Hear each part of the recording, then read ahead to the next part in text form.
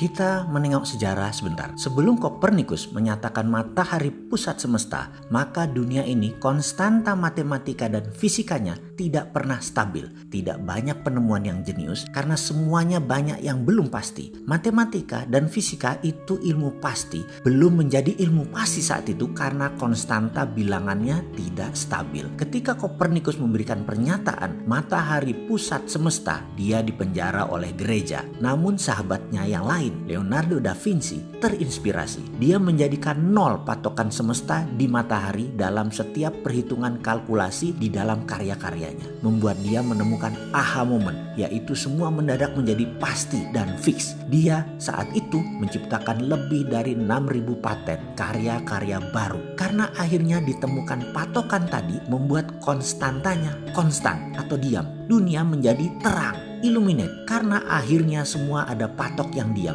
Jarak matahari itu menjadi kunci ketika matahari dijadikan patok awalnya dan diam. Sejak saat itu teori gravitasi Newton, Principia of Mathematica tercipta. Satuan jarak, satuan waktu, satuan panas, gravitasi mendadak menjadi terukur. Semua free thinker menjadi bergairah. Dunia teknologi permesinan berkembang dengan cepat sejak saat itu hingga puncaknya adalah revolusi industri di Eropa. Eropa mengalami zaman keemasan manusia kedua sejak zaman keemasan pertama periode Socrates, Plato yang penuh dengan kedamaian dan karya tinggi umat manusia. Di Timur Tengah berbarengan dengan itu juga kemajuan ilmu tadi membawa Islam juga dalam zaman keemasannya karena teknologi dan pendidikan. Revolusi industri Eropa tadi akhirnya melahirkan penjajahan atas negara yang belum berteknologi namun kaya sumber daya alamnya. Atas nama kemakmuran negara industri itulah penjajahan terjadi. Lalu ada sebuah wilayah yang makmur yang menjadi incaran negara teknologi itu di abad pertengahan.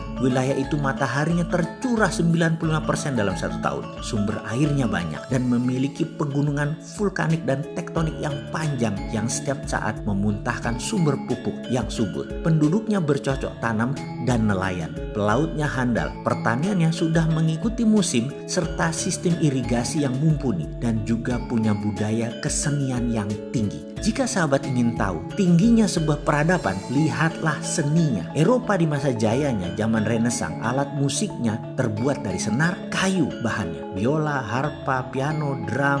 Drum juga dibungkus pakai kulit binatang. Bangsa Cina dengan kecapi, senar, suling. Lalu Timur Tengah ada rebana, gendang, India, suling, sitar, kayu, dan senar. Namun bangsa makmur yang namanya Nusantara telah menggunakan logam sebagai alat musiknya berupa gong, gamelan, berbahan logam dengan nada pentatonik yang unik, tembaga, suasa atau mas muda, dan banyak lagi unsur logam yang digunakan dalam alat musik tradisional Nusantara.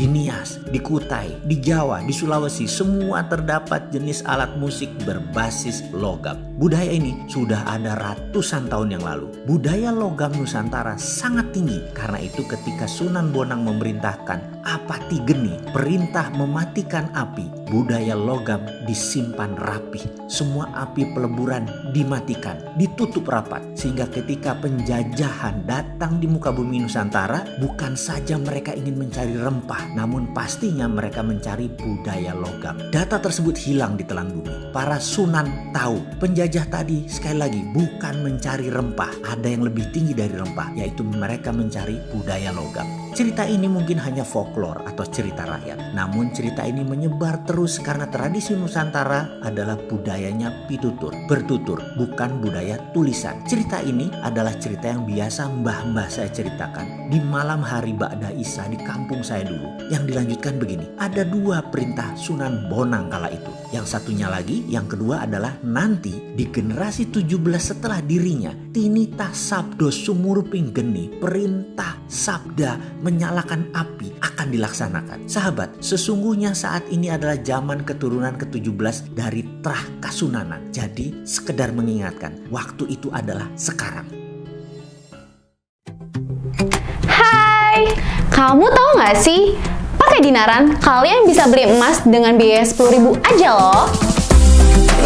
Kamu bisa transaksi emas dengan sistem digital jauh lebih mudah.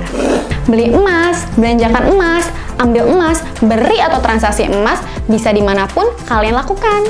Selain itu, rupiahmu jauh lebih aman dengan underlying emas tanpa takut berkurang dan cenderung naik setiap waktunya.